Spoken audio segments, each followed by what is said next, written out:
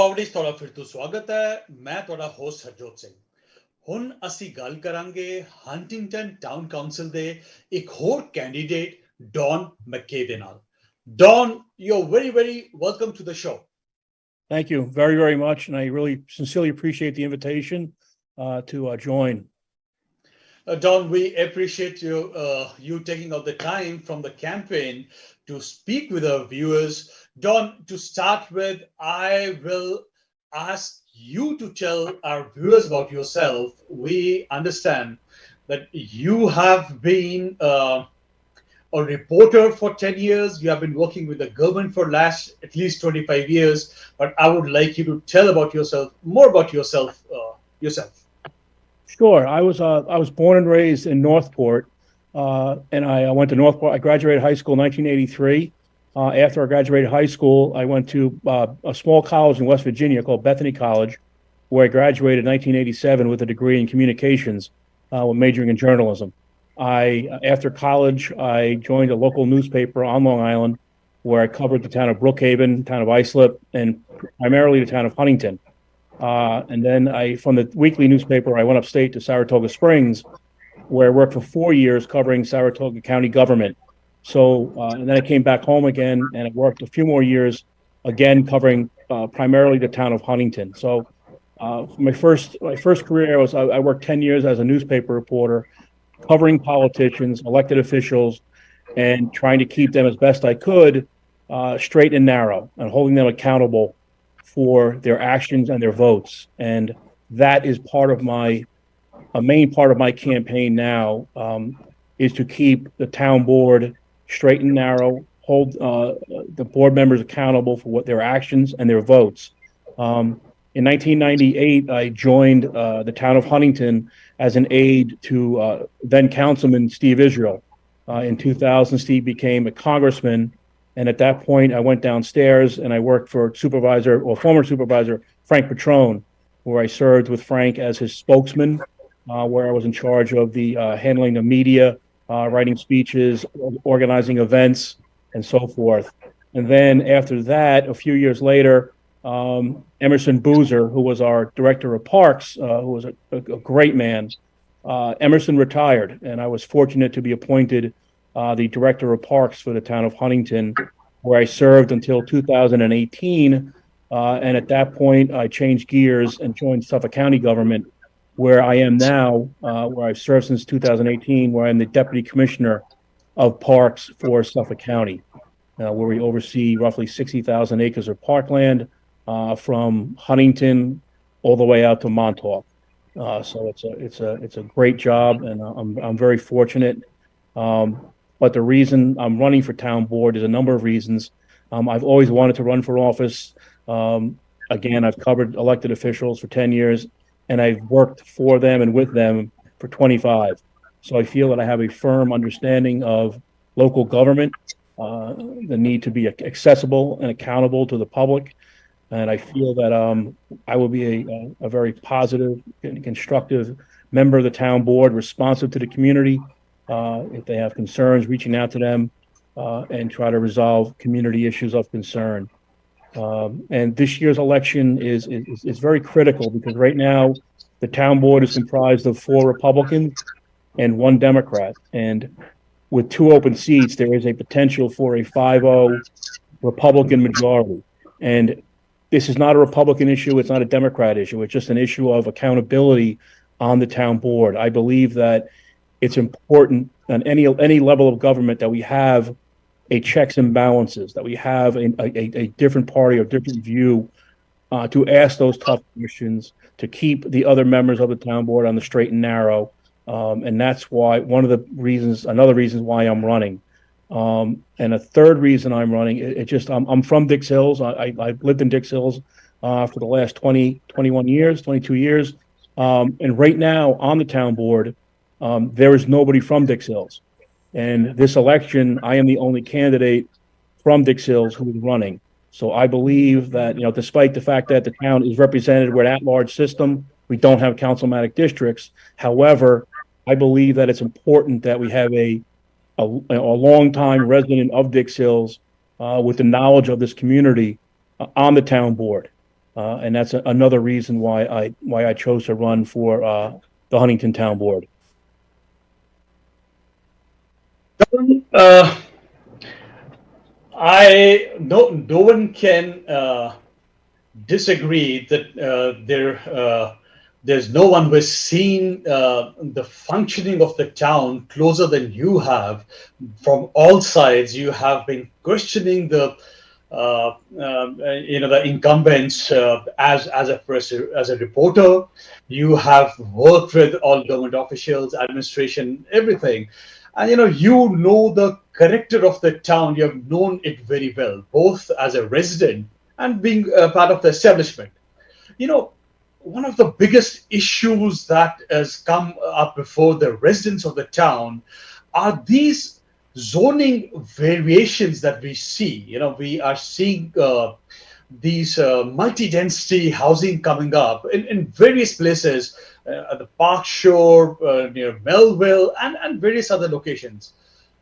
The community is divided on that issue, but they feel very strongly.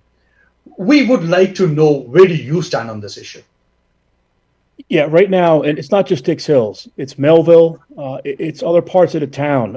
In Northport, these communities are developers are coming in, and as we all know, aware that the number of open space in Huntington is limited. So, what developers, two major proposals in Dix Hills that I'm concerned about. Number one being the Park Shore on Deer Park Avenue. Developer wants to abolish the day camp, the program, and build houses, high density houses. I believe it's roughly 90 units of a cluster, a townhome development. And the other one under proposed right now is under consideration by the planning department, being studied, is the former Snyder's Farm on Old Country Road. That is actually worse. That is a 20-acre piece of property. It's zoned R40, which is 1 acre. And the developer has come in and he wants to build 124 units. Let me repeat that. 124 units on a 20-acre piece of property. So he wants to change the zone from R40 to R5, which is 5,000 square feet. I am firmly opposed to Snyder's Farm proposal and number two, the Park Shore. Why? Because it's high density housing. It is out of character with both neighborhoods. Both neighborhoods are predominantly 1 acre, half acre zoning. And both of these requested change of zone applications conflict with the character of those neighborhoods. I want to make it clear, I am not anti-development. I support, and development is important for our economy. However, it needs to be sustainable and it needs to be in character with that community. And it's also imperative that the community have a seat at the table, that they need to be involved. And the one thing I'm considering doing, if I'm elected, if I'm fortunate, I would like to amend the town code to require that when developers come in to build these housing projects, that they make a requirement that they first meet with the community, the fire departments, religious institutions, to get their input, get their involvement in these applications before the process starts. So you don't have to wait 4 months until all of a sudden we learn about this application and it's a little too late. So I like to get the people involved in the process much earlier to resolve any potential issues. So I do have concerns. There's another one development in West Hills called Stanhope. It's a horse farm, a very historical horse farm. The developers come in there. It wants to build a number of homes. Again, change of zone, out of character with the neighborhood. So is there something with a golf course on Northport as well? yes, there's a private golf course in Northport called Indian Hills Golf Club. It's a private golf course. I believe that it was just recently approved about a month ago or 2 months ago by the zoning board and planning board. Approved the application. They want to build roughly 80 townhomes in 3 different clusters on the golf course. I firmly believe that the process was flawed from the beginning, that the applicant who owns the golf course, it should have been a change of zone application to the town board, not taken away from the town board, the elected officials who must be held accountable, and given to members of the zoning board and planning board who are appointed by the town board who have no accountability. They just serve at the pleasure. And I believe that should have been a change of zone application. I stand with the Fort Salonga community. And I believe that was just a process that was flawed. I believe that the residents of that community were mistreated. And I do believe, again, I'm not a lawyer, but I've read I do believe that there are, I believe, two lawsuits pending, and I firmly believe that the residents may prevail, because I believe that the process from the planning board and so forth, and the zoning board of appeals, the process was flawed. Yeah, Don, the residents definitely need a voice on this town council. We will talk more about the issues after a short break. ਤੁਸੀਂ ਵੇਖਦੇ ਰਹੋ The Way Forward. Way Forward is ਤੁਹਾਡਾ ਫਿਰ ਤੋਂ ਸਵਾਗਤ ਹੈ ਮੈਂ ਤੁਹਾਡਾ host Harjot Singh. Don, we are very particular about our environment. We are particular everywhere, but particularly in this town. Our water sources, our sanitary system, we are very concerned. And there's some development which is very concerning. Would you throw a little light on that, please? Yes. One aspect with the environment, working with the town of Huntington, I was involved with a number of major initiatives to preserve open space and protect our bays and harbors and our drinking water. With the town of Huntington, under the leadership of former Supervisor Frank Petrone, former Councilman Mark Cuthbertson, we sponsored two bond acts in the town of Huntington, where voters overwhelmingly approved these two bond acts, which enabled us to provide funding to preserve hundreds of acres of open space and do a number of projects. And then right now, in a similar, which is very unfortunate, in my opinion, that the legislature was and the state legislature approved it to hold a bond act this summer, this fall. In Suffolk County, for Suffolk County voters to slightly increase the sales tax, the county sales tax, by a minimal amount, but that would have generated billions of dollars over 10 years or 20 years to preserve and protect our groundwater, but also importantly to help people get off of septic systems.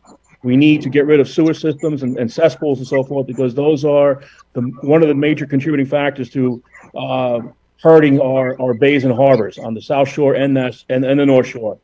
So it's imperative, I believe it's imperative that we put that to the voters to give them a chance to decide. And unfortunately, the legislature, which is controlled by, it's a Republican majority, they decided to not hold a vote at the legislature. They refused to, and they hold the majority. So unfortunately, I don't believe there will be a public referendum. I believe that the decision was strictly political, that there was speculation that I guess the Republicans were concerned about holding this bond act. It would possibly, in November, it would draw out more Democratic voters. I simply don't believe that's true, because I believe that Republican voters and Democratic voters both care greatly about the need to protect our environment. So unfortunately, I don't believe this bond act will be going forward on the ballot in November. Traditionally, people believe that Democrats raise the taxes for average person, but we have seen in Suffolk County taxes being raised, whether it's for road repairs or there's an incident I was following up where you and Jen led a fight against a raise in fee for bocce ball. Can you tell us what was that about? Well, that was just a kind of like indicative of another reason why I'm running for town board. The town board months ago passed a resolution to enact a fee to charge people who play bocce in a club. Like the Greens at Half Hollow is a housing development, predominantly it's senior citizens. They have a bocce club there. They play bocce at Half Hollow Park. It's recreational. It gets our seniors outside. It's enjoyment. It's social. It's great. And they were instrumental in establishing that court. And the town board, for whatever reason, I don't understand it. It was just, again, it's one of those reasons why I'm running to put a break on this kind of stuff. They enacted this fee. I raised concern about it. I spoke at the town board meeting, and the fee would have also applied to a bocce court in Milldam Park in Huntington Village, where part of the court is utilized by the people, the participants of Special Olympics. So children who playing bocce in Special Olympics would have been charged a fee. To me, that is just absolutely atrocious. They don't. The town does not need the money. It was ridiculous. And fortunately, after I spoke at the town board meeting, several weeks later, they decided to rescind the fee and move on. So it ended up well, but it should not have been proposed in the first place. But that's just a Yeah. small example of just again, it's indicative why it's important we have a a checks and balances on the town board to ask these tough questions uh, and vet things out before they get voted on. Don, that's the biggest concern. I think these tough questions are not being asked. There's another issue. We hear that there's a battery company which is coming to the town, creating some battery storage, and we do not have enough information on what's going to happen at that facility. Is that something that concerns you? Yeah, in fact, I'm hoping that a local newspaper in Northport breaks a story, but a company out of Albany, New York, is proposing to build the viewers got to understand it. This is becoming more popular, and they're going to be reading more about it. But it's good technology. I'm not criticizing the technology, but the long and short of it is it's called a battery storage facility. What it does is it's a lithium battery, a number of them, probably like 65 batteries, big batteries, that they make a facility. What the system does is it takes electricity off of the grid when the demand is low. Then it stores the electricity, and then when the demand is higher, like right now at 7 o'clock at night, when people are home from work, the air conditioners go on, the demand peaks, and then the electricity will go back on the grid. Again, the technology is good. It's good for the environment. There's no emissions. However, this proposal that this company put in was in a residential zoned area in Northport, and very close to residential homes. But the biggest mistake, not mistake, but I believe the town made. Again, I'm not a lawyer. I'm not trying to, but the town 3 years ago enacted or amended the town code to specifically deal with the siting and construction of these battery storage facilities. And for whatever reason, this recent company went before the zoning board last week, and they didn't discuss the amended code. They just talked about another code, trying to argue that the battery facility is a public utility. But they kind of just totally missed the issue of this other amended code, which prohibits the siting of the battery facility in a residentially zoned property. And the only way I believe that they could legally get this thing would be a change of zone. And that would put this application before the town board, which I believe these applications should go, because town board members, they need to be held accountable for their votes and their actions. So definitely, with such important issues confronting the community, we definitely would want some diversity on that board. Total domination of one party might not be a very good idea for the town. Don, what other issues do you think confront the community, and what other issues are you going to raise or confront in this address in this election? I mean, one of the major issues I've worked predominantly my entire career, 25 years as a public servant, and I believe that what's most important to town board members to be accessible and to be responsive. That when a resident from the community calls the town hall, we need to be address their concerns, go to their, not just sit in town hall, but go to the community, talk to folks, meet in their, in their house if need be.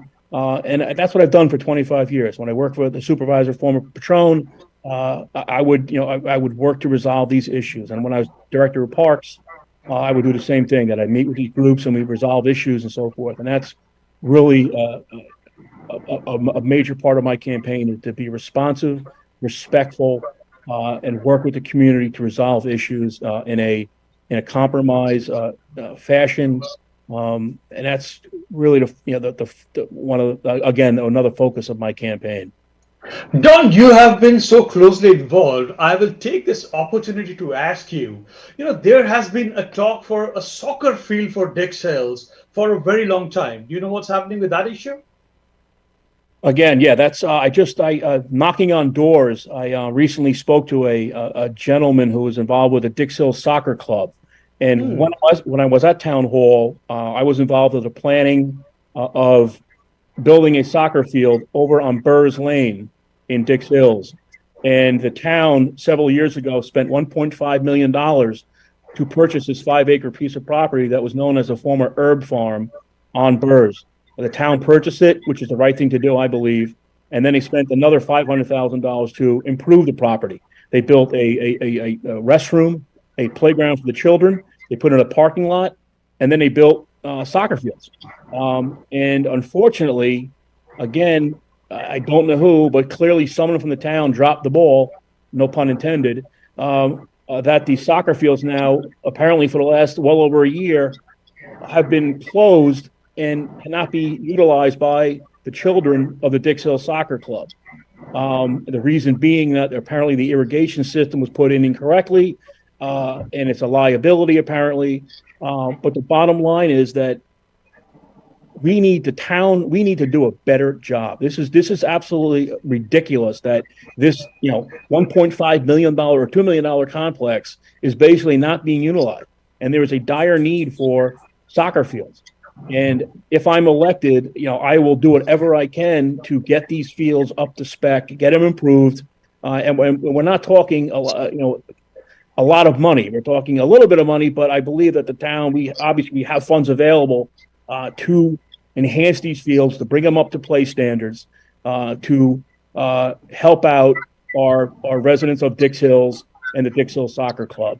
Again, it's just another example of why we need to have a voice of reason and a voice of, checks and balances to ask these tough questions and push these things through.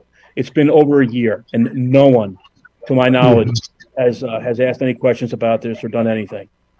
Yeah, Don, that's why we need you to ask these tough questions. Don, we have run out of time. I would ask you to tell us in your own words, why do you think you're the best candidate for this position you're seeking? Again, I'd like to thank you for inviting me on. I sincerely appreciate it. I think the main reason is that I've worked in government. I was a former reporter. I have a comprehensive knowledge of how government operates. I know budgets. I know how they work. I know how to read a budget. Um, but the main thing, again, is being responsive to the community. I live in Dix Hills. If I'm elected, I'll be the only one from Dix Hills. This is where I lived for the last 20 years, 25, 22 years. So I just want to get on the town board to help people like I've done for the last 25 years as an elected official and do what I can. I'm not a lawyer, as I previously said. I'm not looking to, obviously, I can't become a judge as other members of the town board run. They try to get on the town board. My two opponents are both lawyers. They try to move up, become judges, and whatever. I'm not. This is what I want to do. I want to get on the town board. I want to help people in Dix Hills, but also all of Huntington as the best of my ability. Don, we wish you all the very best for your campaign. Thank you so much for taking on the time today. I thank you again. I appreciate it.